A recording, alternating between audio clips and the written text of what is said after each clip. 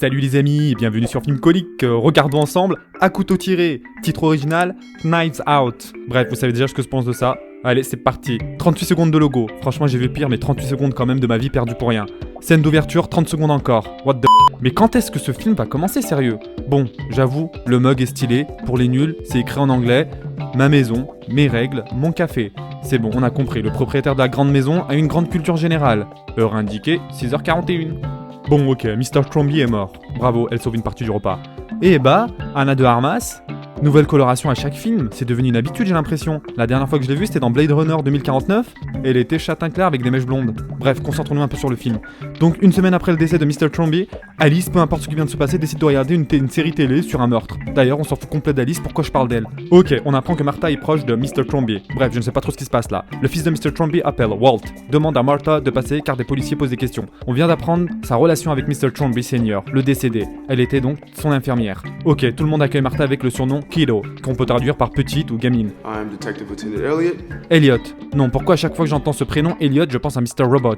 C'est parti pour la salle d'interrogatoire. L'inspecteur signale qu'il va enregistrer la conversation, mais le truc c'est qu'il a déjà commencé depuis 4 secondes. Haha, on se croirait dans le crime de l'Orient Express. En plus de cela, l'heure indiquée est 10h15 sur l'iPhone, tandis que l'enregistrement du dictaphone commence à 10h26. C'est si compliqué que ça de faire ça correctement? Scène d'interrogatoire. Cette scène d'interrogatoire nous permet de faire connaissance avec les différents personnages. Donc Linda, c'est la fille aînée du défunt. Ok. What? La mère du défunt? C'est Juanetta? Elle est en vie? C'est la première chose incroyable depuis le début de ce film. Ok, donc Chris Evans et Ransom, c'est le fils de Linda. Next, sur la liste, Richard, mari de Linda, ou père de Ransom. Ok, d'accord, ils sont tous euphoriques. Bon, autour de Walt Tromby. En passant, j'adore cet acteur, Michael Shannon. C'est le cadet de la famille, qui s'occupe de la maison d'édition de son père. On voit Daniel Craig en arrière-plan au calme. Oui, on a tous vu ses couteaux en arrière-plan. Collectionneur, monsieur Harlan Tromby. Chaque scène nous le rappelle, on a compris, c'est un collectionneur. Vous voulez rigoler un peu? My wife, Donna, she's my rock. Jesus! Mais au moindre bruit, elle flippe comme pas possible, n'est-ce pas? Jacob, 16 ans, futur nazi. C'est là qu'on se pose la question, mais combien de gâteaux d'anniversaire il a eu, ce Harlan? Ah non, je viens de comprendre, c'est sa version des faits. Bon, autour de Johnny, non pas Hallyday, Johnny Tromby, la belle-fille du défunt Harlan. Bon, enfin, mec, c'est la fille, donc la fille de Neil, qui était l'un des fils de Harlan, mais qui est décédé il y a 15 ans. Wow, mais combien de personnages ça fait là en l'espace de quelques minutes? Bon, apparemment il y a des rivalités. Ça commence bien, je vous le dis, hein. Bon, encore des personnes? Ou c'est fini? Wow, enfin, ils viennent de comprendre qu'ils sont tous suspects dans le décès de Harlan Tromby. Bon, Daniel Craig est en fait Benoît Blanc, un enquêteur privé, ou un détective privé plutôt. Apparemment, il est très connu. Première fois que j'entends quelqu'un dire qu'il est seulement présent de façon ornementale ici, et que c'est un client qui l'a engagé et il doit garder la confidentialité de celui-ci. Mais qui est-ce qui lui arrive à Daniel Craig? Il se force tellement avec cet accent bizarre? Quiet. Passive observer. Oui, c'est un faux rire. Linda a dit que la famille de Martha était de l'Équateur. Son mari Richard nous informe que sa famille est du Paraguay.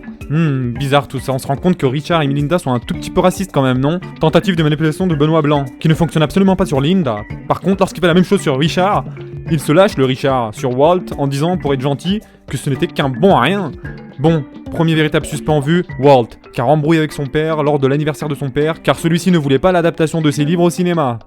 Confrontation directe avec Walt concernant les propos de Richard, qui est son beau-frère en passant. Celui-ci nie les faits bien sûr et dit que c'est n'importe quoi. Walt se fait virer par son père de la maison d'édition, à la rue Walt. Walt du coup renvoie la balle sur Ransom, qui est le fils de Linda et Richard. Combien de fois avons-nous ce genre de scénario? Tellement répétitif. Ransom est accusé d'être le mouton noir de la famille, apparemment il n'a jamais travaillé de sa vie. Grosse dispute entre Ransom et son grand-père, selon Walt bien sûr. Mais Benoît Blanc trouve que les propos de Richard ne tiennent pas la route, car une dispute aurait éclaté dans la maison entre les deux hommes. Et effectivement, il a vu juste, car Richard s'est fait attraper par son beau-père en train de tromper sa femme, et qu'il allait tout dire à sa fille. Richard ment et dit que la raison de la dispute était Juanetta, la mère de Harlan. C'est le tour de Johnny. En effet, elle confirme qu'elle est arrivée en avance pour discuter des frais de scolarité de sa fille. Mais là aussi, c'est faux, car elle était elle aussi en embrouille avec Harlan, car elle s'était fait choper en train de voler une partie de l'argent qui allait aux frais de scolarité de sa fille. Quand j'ai dit une petite partie, c'est subjectif, hein. Elle a volé 400 000 $ en 4 ans. Vilain Richard, il veut trouver cette lettre afin d'être tranquille et ne pas perdre sa femme. Et oui, bien sûr, aussi simple d'ouvrir un tiroir non verrouillé, bref. Il trouve la lettre, intéressant, on ne voit rien sur la face avant de la lettre, mais de l'arrière, nous arrivons à voir une écriture. Insulte de Richard incluant la mère de Harlan, je vous laisse deviner. Pauvre Martha, elle est en stress. Tour de Martha de passer en face du détective privé Benoît Blanc. Elle explique qu'elle était là à la base pour être son infirmière privée, mais que cela s'est vite transformé en amitié. Fait intéressant, la petite Martha a une maladie, c'est qu'elle ne supporte pas les mensonges. Elle vomit lorsqu'elle ment. Elle était de plus la confidente de Harlan. Du coup, le détective privé veut mettre ça en application, donc il pose une question toute simple concernant Richard. S'il a une liaison, elle répond non, et là, bim, vomissement. Et là, elle veut juste se barrer, Martha, mais non. Il commence à lui poser d'autres questions sur Johnny et sur les frais de scolarité de sa fille. Et là, elle découvre aussi que Johnny mentait. Très perspicace, ce Benoît. Et la dernière question concernant Walt ou Walter, car Benoît pense que Harlan avait décidé de faire un petit ménage. Et là, petite ouverture, Martha en profite pour se casser. Et là, le truc le plus fou, c'est que Benoît ne sait même pas lui-même qui l'a engagé pour ce boulot. Une enveloppe remplie d'une grosse lasse apparemment lui est parvenue après la mort de Harlan. Petit résumé de la soirée et des interactions des différentes personnes entre elles. Apparemment, tout semble correct, les propos des personnes tiennent la route concernant la veille du meurtre ou le suicide de Harlan. Afin de confirmer les faits, Benoît décide d'interroger Martha pour voir si tout est ok, étant donné que c'est le seul moyen de vérifier si tout le monde dit la vérité, car Martha ne peut s'empêcher de vomir si elle ment. Bon, on comprend pourquoi il aime tant Ransom, car il lui ressemble tellement. Ok, on apprend qu'elle a injecté 100 mg de morphine à Harlan au lieu de 3 mg prévus, et qu'il lui reste que 10 minutes à vivre car elle n'a rien pour contrer la morphine. Du coup, elle va appeler les ambulances même s'ils mettront plus de 15 minutes à arriver. Harlan sait qu'il va mourir et il sait que Martha va être responsable de cela. La mère de Martha est un sans-papier. Elle risque d'être déportée dans son pays. Harlan aimait vraiment beaucoup Martha, et du coup il lui demande de sortir et de faire le plus de bruit possible en sortant pour remarquer sa présence. Plan élaboré en moins de 6 minutes quand même, bravo Harlan. Donc elle sort en voiture, garde la voiture là où les caméras de sécurité ne puissent pas la voir, ensuite grimpe au 3e étage de la maison. Enfin bref, je ne vais pas tout décrire, vous voyez ce qui se passe en avance rapide. Ah, et pour justement contourner les vomissements, étant donné qu'elle ne peut mentir, elle va dire que des fragments de la vérité. Sérieusement, c'est le plus gros fake pleurnissage que j'ai vu dans un film depuis bien longtemps. Conversation raciste encore, Richard nous sort que la famille de Martha vient de l'Uruguay. Je ne sais pas si c'est une erreur de script ou tout simplement Richard qui a envie de se foutre de notre gueule. C'est si dur que ça de retenir d'où vient Martha? Le détective Benoît trouve qu'il y a quelque chose qui ne tourne pas rond. Du coup, il demande à Martha de l'accompagner demain car Martha n'a rien à gagner de la mort de Harlan. Martha et sa mère sont très proches. Petite trace de sang sur la chaussure. Visionnage de la cassette de sécurité, et genre c'est Martha qui s'occupe de le faire. Non mais c'est du grand n'importe quoi, de plus elle appuie sur le bouton éjecte devant tout le monde et personne ne voit ça. Bref, passons. Comme si c'était pas suffisant, elle décide d'emmener la cassette, mais bon, vous m'avez compris.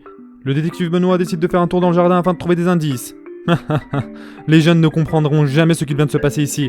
Elle avait un aimant dans sa main, du coup grâce à cet aimant, elle a pu effacer la cassette. Joli coup. Par contre, faut m'expliquer, il y a 2 minutes, elle ne savait pas comment utiliser un magnétoscope, et genre, elle sait que les aimants sont capables d'effacer les bandes magnétiques de la cassette. Martha repasse sur les traces de bois alors que le détective Benoît lui a dit de ne pas le faire. Mais combien de fois encore cela va se répéter? On continue. Le chien lui rapporte normal le bout de bois qu'elle a cassé en montant au 3e étage la nuit du décès de Harlan. J'ai hâte de voir ce que va faire le détective ici. Non mais là c'est du foutage de gueule, on est d'accord. Toujours à la recherche d'indices en compagnie de Martha. Apparition de Ransom, on apprend que son premier prénom c'est Hugh. Il s'en tape complet par contre, il fait sa vie Ransom. Blague raciste encore, bon là je suis quasi sûr c'est génétique. Donc il dit CSI KFC.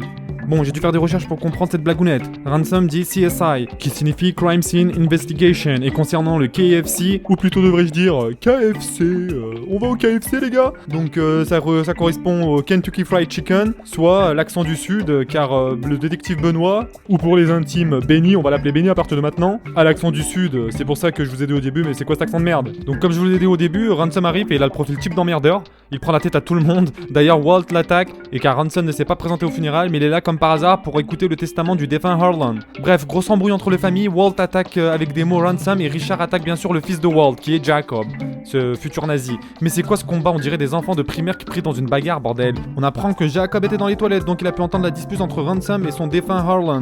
Donc Jacob nous dit ce qu'il a entendu deux choses, mon testament de la part de Harlan, et Ransom lui a dit « je t'avertis ».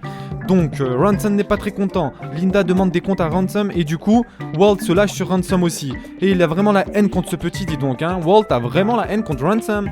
Apparemment, Harlan ne voulait rien laisser à Ransom après sa mort, d'où la dispute entre ces deux-là. Tout le monde essaye de consoler Ransom. Ransom accuse Johnny de la même chose que lui et l'insulte de manger de la merde, mais pas seulement à elle, à tout le monde. Et du coup, il termine sur quelque chose de très intéressant. Il dit à tout le monde qu'ils peuvent tous manger de la merde. Waouh, quelle maturité. Et voilà, comme par hasard, lorsqu'on commence tout juste à tourner en rond, le chien arrive avec une preuve bien évidente directement sur qui? Sur le détective Benny pour les intimes.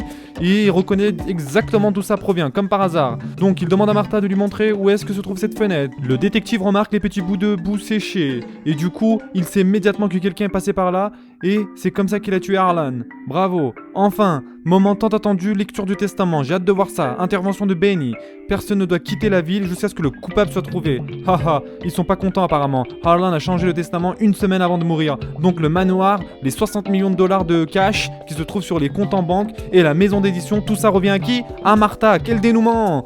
Mais vraiment tout. C'est sûr qu'on l'avait pas senti venir, hein. Bien sûr, tout le monde est choqué et refuse de croire à ça. Ransom rigole, apparemment il avait l'air d'être au courant. Linda s'en prend violemment à Martha qui est choquée que Harlan lui a tout légué. Bref, elle est confuse et les autres commencent déjà à gratter l'amitié. Martha essaye de partir mais pas moyen et Ransom vient à la rescousse en passant juste magnifique cette BMW. Du coup, il pose la question lui aussi parce qu'il comprend pas comment Harlan a tout légué. Et on est qu'à la moitié du film en passant, hein, pour ceux que ça intéresse. Ransom veut des réponses, du coup demande pourquoi. Et il accuse lui aussi Martha d'avoir charmé Harlan. Martha réplique en disant que c'est peut-être de votre faute. Ransom est un gros connard en fait, il n'a pas du tout invité Martha pour être pote avec elle, mais pour l'utiliser afin de découvrir la vérité. Du coup, technique utilisée, il a donné à manger pour elle, puisqu'elle puisse vomir si elle ment. Très intéressant. Ils réfléchissent du coup à une solution ensemble, et trouvent une idée de génie. En effet, si Martha a en effet tué Harlan, elle ne peut hériter de lui. Du coup, ils demandent tous au détective s'il a trouvé qui était le vrai coupable. Martha a donc tout raconté à Ransom, mais celui-ci est juste préoccupé par le fait qu'il pensait qu'il était le seul à gagner au go. Mais honnêtement, surpris du personnage interprété par Chris Evans. Vraiment un bon gars en fait. Il ne va rien dire à sa famille, et il veut que Martha ait toute la fortune de son grand-père. Mais Martha ne comprend pas bien sûr. Et là, il lui dit qu'il va l'aider, mais qu'il veut sa part du gâteau quoi. Pas vraiment un bon gars en fait, on est d'accord. Et c'est là qu'elle reçoit un appel de Meg, pauvre Martha avec son écran cassé. Meg bien sûr ne l'appelle pas pour prendre des nouvelles, elle veut juste qu'elle lui laisse sa partie de l'héritage. Ransom et Martha sont en train de réfléchir à comment éviter que Martha se fasse attraper par le détective Benny. Du coup il lui demande de rester chez elle le temps que les choses se calment. Elle se fait réveiller par Alice. Vous vous souvenez d'Alice? On l'a vu 2 secondes au début du film. Elle lui demande si elles sont riches car il y a plein de trucs chez eux. Waouh, 28 appels manqués. Les infos parlent de ça, les journalistes et les chaînes de télévision sont à l'affût. Long monologue de Benny en présence de Juanetta, la mère de Harlan. Il est convaincu que Juanetta a vu quelque chose la nuit du meurtre. Martha décide de sortir par derrière et elle se trouve face à Walt, qui voilà lui demande implicitement de renoncer à l'héritage en menaçant de s'en prendre à sa mère qui est dans une situation clandestine. Meg a trahi donc Martha qui était la seule au courant avec Harlan de la situation de sa mère. Elle décide de se renfermer chez elle et de regarder enfin ses enveloppes. Bon, elle est dans la merde, apparemment quelqu'un sait. L'analyse toxicologique est positive. Mais pourquoi cette feuille A4 est déchirée en bas? Martha décide d'aller voir Ransom, ok, mais comment elle fait pour sortir de chez elle avec tous ces journalistes et surtout Walt le squatter? Bref, Ransom, le mec qui est censé trouver une idée de génie pour la sauver de la situation, est incapable de comprendre quoi que ce soit. This is a photocopy of just the header of a blood toxicology report on Harlan. Marta, this is going to show the morphine overdose. Merci Captain Obvious. Par contre, ni Martha ni Ransom ne comprennent le but de cette lettre, parce qu'à part informer qu'il est au courant, qu'est-ce qu'il a fait donc? Rien. Ok. Donc le centre médical a brûlé, plus de preuves j'imagine. Pour être plus précis, cela s'est produit à 5h du mat, merci de nous expliquer qu'il ne reste plus rien. Le bâtiment a cramé en effet, c'est sûr qu'il ne reste plus rien. Même la caméra a cramé, bordel. Benny demande du coup ce qui manque par rapport au rapport d'autopsie, et apparemment seul le rapport de toxicologie est manquant. Martha et Ransom arrivent au labo médical. Marta, this means the blackmailer has the only paper copy of the thing that can prove your guilt. Merci Captain Obvious encore une fois, je sais pas ce qu'on ferait sans toi. Oui en effet, du coup le type qui a envoyé la lettre est le seul à détenir donc ce rapport d'analyse toxicologique. Du coup Ransom demande si elle n'a rien reçu Martha. Genre pas une seule fois Martha a pensé à consulter son téléphone, sérieusement pas une seule fois? Ah bah tiens comme par hasard un mail contenant une adresse, un rendez-vous. Le suspect envoie avec une adresse pro ton mail, ce gars pense à la sécurité. 2 secondes, faut que je vérifie un truc par contre.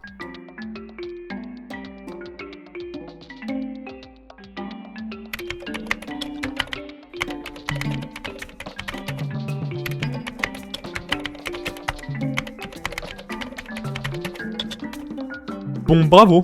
C'est une véritable adresse mail. Elle existe. Félicitations. Enfin un film qui a utilisé une vraie adresse mail, plus un pour l'effort. Wow, Captain Obvious. Mais il est trop fort ce mec. Il nous explique si elle détruit la seule copie qui existe, elle sera tranquille. Pourquoi avoir fait ça? Non, mais vraiment pourquoi? Elle voulait être le suspect numéro 1. Je vois pas d'autre solution en fait là. Ok, je sais pas quoi dire. Entre la voiture de Martha qui ne dispose pas assez de puissance pour tenter quoi que ce soit, ces 3 voitures de flics qui se font leurrer comme des noobs, sérieux. Genre, elle, Martha, en stress et panique, elle arrive à pas se louper et rentrer dans cette petite ruelle tranquille, mais ce type, on est d'accord, il n'essaye même pas de rentrer. Son objectif, c'est de prendre le mur. Ok, carrément ouais. C'est vrai que c'est chaud pour un 4x4 de passer sur une palette en bois. Ouais, je sais pas quoi dire. That was the dumbest car chase of all time. Merci enfin quelqu'un qui dit la vérité. Merci Elliot Anderson. Apparemment Juanetta s'est ouvert à Benny. Oh la menteuse. Non, ça non plus il l'a pas vu. Ok. Écoutez-moi ça, c'est à votre gloire, je vous le dis. A case with a hole in the middle. A donut. Ok d'accord, elle décide d'aller au rendez-vous avec Benny à bord, tranquille. Ouais, normal, elle rentre dans un coiffeur, il sort par la sortie de derrière. Comme si elle travaillait là-bas depuis 10 ans. Une fois j'ai voulu faire la même chose, on m'a dit casse-toi de là, j'appelle la police. Suspense, suspense. Ok, elle retrouve son sac médical. Quelqu'un qui ne bouge pas. Mais lui parle quand même. Ok, c'est Fran, la servante, femme de ménage de Harlan. On l'a juste vu au début de la scène d'ouverture. Ok? Elle a une grosse araignée qui se balade sur le visage quand même. Où est passée l'araignée? Faux raccord. Bizarre tout ça, elle s'écroule elle aussi. Apparemment elle a pris de la morphine. Bref, on comprend plus rien là. Elle accuse Martha d'avoir fait ça en plus. Moment de réflexion, je la laisse mourir ou je l'aide? Bon, elle décide de l'aider. J'en attendais pas moins de Martha en même temps. Bref, l'ambulance arrive, Benny se rend compte de cela, et on les retrouve tous les deux à l'hôpital. Martha décide de tout avouer, mais le petit Ransom avait déjà tout dit. Bref, sur le trajet, elle raconte tout ce qui s'est passé au moindre détail. Meg s'excuse d'avoir dévoilé son secret qui concerne sa mère immigrante illégale. Apparemment, Martha sait où se trouve le rapport toxicologique. Bon, Martha va devoir avouer devant toute la famille ce qu'elle a fait. Mais pourquoi, je ne comprends pas. Et c'est là que Benny décide de lire le rapport toxicologique et il intervient vite avant que Martha fasse une grosse erreur et avoue tout. Et il déclare officiellement que la cause de la mort de Harlan Thrombey est bel et bien un suicide. Bref, ils se mettent à part et Benny apparemment adore vraiment les donuts. A donut hole in a donut hole. Donc Benny ne comprend pas vraiment qui l'a engagé pour suivre cette affaire. Martha pense que c'est Fran à cause des chantages, etc. Mais non, c'est pas ça. Si c'était quelqu'un de la famille, il aurait parlé de ça, non? Benny est bien au centre des couteaux en passant. Bon, c'est le moment tant attendu. Oui, je parle bien de l'explication de génie comme dans tous les films de détectives. Hashtag Sherlock Holmes, hashtag le crime de l'Orient Express. Benny demande à Ransom de venir et lui demande pourquoi il l'a engagé. Ah, bien sûr, il n'y l'est fait. L'explication commence. Attachez-vous bien, c'est parti. La raison de la dispute entre Harlan et Ransom est que Harlan a tout avoué à Ransom concernant son testament. Qu'il n'aurait pas un seul sou. Mais pas que cela, Harlan dit ouvertement à Ransom que toute sa fortune sera léguée à Martha. Réplique de Ransom, ton infirmière brésilienne. Mais c'est quoi le problème de cette famille, Drysdale? Entre le père, la mère et le fils, incapables de s'accorder sur l'origine de cette pauvre Martha. Ça, c'est le regard de quelqu'un qui vient de se faire griller, les gars. Donc on sait ensuite que Ransom a décidé de faire un petit tour en voiture et c'est là qu'il a eu son moment de clarté. En 3 mots, Martha, testament, Harlan. Demi-tour de Ransom, tout en évitant les caméras de sécurité. On grimpe et on rentre en cachette. Il savait exactement ce que Harlan prenait comme médicament. Pourquoi? Parce qu'il savait que si Martha était responsable de la mort de son grand-père, le testament serait caduque et il aurait sa part de la fortune. Pour cette raison, il fait l'échange des 2 fioles, c'est-à-dire la morphine et la ketorolac. Et en guise de précaution, comme si ce n'était pas suffisant, il a pris la naloxone qui est l'antidote de la morphine. Bref, le problème dans tout ça, c'est que malgré cela, Martha ne s'était pas trompée et elle avait bien injecté de la ketorolac à Harlan car elle avait l'habitude, etc. Elle savait de sa part la viscosité qu'il s'agissait de la ketorolac. Donc Harlan allait totalement bien en fait. Il n'y avait rien d'anormal dans son sang. Donc il a vraiment commis un suicide. Si Harlan avait écouté Martha et avait appelé les ambulances, il serait en vie. Mais on n'a pas encore terminé. Lorsque la grand-mère Juanetta a vu Martha, elle a dit... Ransom, are you back again already? Parce que plus tôt dans la soirée, elle a dit... Bien sûr, intervention de Ransom en nommant cela stupide et qu'il n'y a aucune évidence. Réplique de Benny, Ransom devait en effet remettre en place la fiole d'antidote afin d'accuser de l'évidence que Martha s'était trompée en inversant les fioles. Le problème c'est que les chiens étaient dehors, du coup impossible de faire cela. Donc il décida de revenir le matin, mais le problème c'est que le matin, la cause de la mort de Harlan n'était pas une erreur médicale, mais un suicide, avec une perforation de la gorge. Les circonstances sont parfaites pour engager Benny. Il sait que Martha a commis une erreur et il a besoin qu'on l'attrape pour ça, car il ne peut pas avouer comment il sait cela. Comme Ransom avait toujours besoin de reposer la fiole d'antidote, il décida de retourner à la maison de son grand-père. Et quand exactement? Lors des funérailles, pour être discret, donc on comprend mieux pourquoi il n'est pas venu aux funérailles. Mais le problème c'est qu'il ne s'est pas rendu compte que Fran était là et qu'elle avait vu la scène. Donc elle pense que Ransom est responsable du meurtre. Du coup, elle veut mettre cette théorie en pratique et du coup, elle arrive à obtenir le rapport de toxicologie de Harlan. Comment? Grâce à son cousin qui travaille en tant que réceptionniste dans le bureau du laboratoire d'analyse médicale. Fran n'était pas intéressée par l'argent, mais elle avait peur pour sa vie car si sa théorie était vraie, Ransom allait tout faire pour qu'elle disparaisse. Donc elle envoya le rapport de toxicologie positif à Ransom, qui de ce fait est content et ne prête aucune attention lorsque le testament est lu, car il sait que le testament ne sera jamais exécuté lorsque le rapport de toxicologie arrivera. Mais là, la confession de Martha lui permet de réaliser qu'elle n'a pas commis de crime, et que le rapport de toxicologie allait prouver qu'elle est innocente. Il se rend compte qu'il allait tout perdre. Du coup, il se met au boulot, Ransom. Étape numéro 1, il décide de brûler le labo. Ok, pas de souci. Juste un truc par contre, un laboratoire d'analyse médicale qui n'a même pas de double vitrage, pas de système anti-incendie non plus, pas réaliste mais passons. Étape numéro 2, on change l'heure du rendez-vous avec Fran à 10h et on envoie la lettre de chantage à Martha. Étape numéro 3, aller au rendez-vous de Fran en avance, donc les soupçons de Fran étaient bien et bien réels. Ok, elle lui dit qu'elle va le faire payer pour avoir tué Harlan, mais juste une question, elle comptait faire ça comment? Sérieusement, elle est bête? On est d'accord, elle se retrouve dans un endroit paumé avec personne autour. Bref, du coup bien facile pour Ransom de la maîtriser et lui injecter une grosse dose de morphine. Enfin, il a la lettre de toxicologie, la vraie, et du coup, il la brûle et s'en va. Martha devait arriver donc bien plus tard et elle devait être soupçonnée de meurtre. Mais le problème que je comprends pas, c'est que lorsque Martha arriva, elle était toujours en vie, Fran. 2 heures après l'injection de morphine, alors qu'au début du film, Martha dit que seules 10 minutes suffit pour tuer quelqu'un. Enfin, ensuite, je sais plus, on comprend que Fran disait juste Hugh a fait ça et non pas tu as fait ça, parce qu'il obligeait la servante à l'appeler Hugh, car c'est un Mais le truc qu'il n'avait pas pensé, c'est que Martha avait un cœur pur et elle a tout fait pour sauver Fran, même si elle savait qu'elle risquait de tout perdre. Du coup, bien sûr, Ransom demande si Fran est en vie, et c'est là que l'hôpital appelle Martha pour lui annoncer la nouvelle. Elle nous apprend qu'elle va bien et qu'elle s'en est sortie, et qu'elle va confirmer donc l'histoire, mais bizarrement, elle n'ouvre plus la bouche une seule fois, Martha. Discours de perdant de Ransom, bien sûr, on va pas perdre notre héritage, on va se battre, notre maison ancestrale, etc. Et là, Benny pète un fou rire, car il sait que Harlan a acheté cette maison dans les années 80 d'un Pakistanais. Et là, ce con, qu'est-ce qu'il fait? Yeah, I killed Fran, but I guess I didn't. So Mais là, dénouement de la situation. Elle retenait son vomi depuis le début. Haha, on n'avait pas vu venir. Fran est morte et il vient d'avouer son meurtre. Bravo le dictaphone iPhone.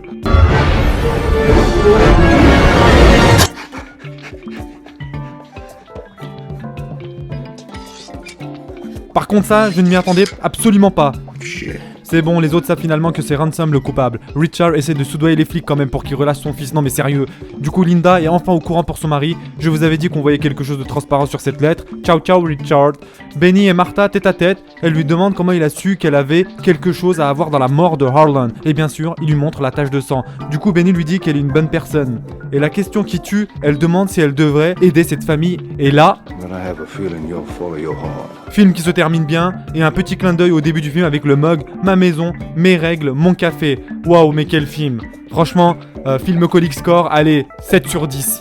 N'hésitez pas à vous abonner, à partager si vous avez aimé, et on se retrouve pour un prochain film. Ciao ciao.